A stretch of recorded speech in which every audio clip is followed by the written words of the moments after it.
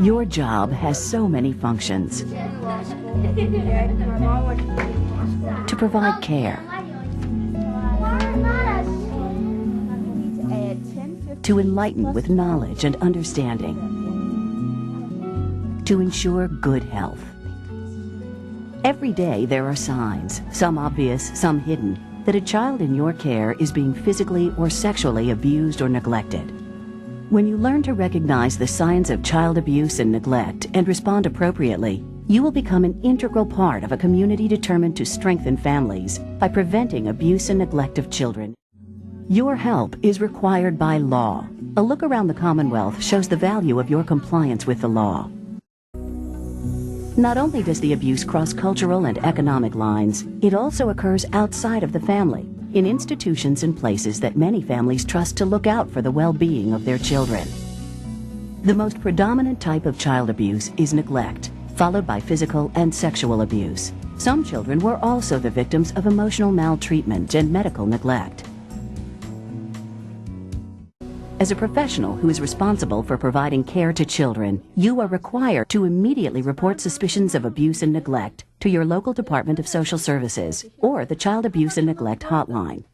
This law covers professionals who work in a large variety of programs where children are provided with services and care. Nancy, she knows how to help children when things like this happen. Good morning. This is Kathy Price. I'm the school nurse at Smith Elementary. When you make a good faith effort at reporting suspected child abuse and neglect, you are immune from liability, and your name will be kept confidential. To effectively follow this law, it's important to have a clear understanding of the different types of child abuse and neglect that occur.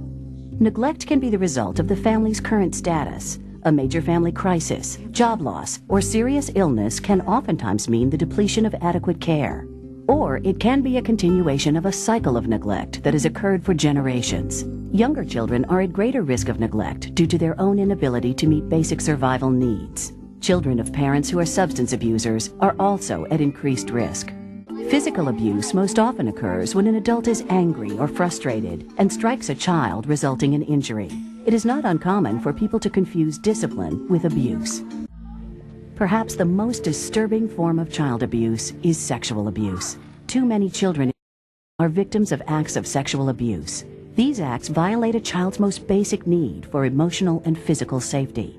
It is as if they are prisoners in their own family, neighborhood, school, or church. Other children are victims of emotional maltreatment, while still others are born after having been exposed to drugs or alcohol during pregnancy. Because abuse and neglect can be passed from generation to generation, it is even more vital that you understand how to recognize the warning signs and begin the important task of preventing abuse and neglect from being passed down to new generations of children. By meeting your obligations under the law, you may be the one person in that child's life who makes a difference. You can start by listening to them with your eyes, ears, and your heart.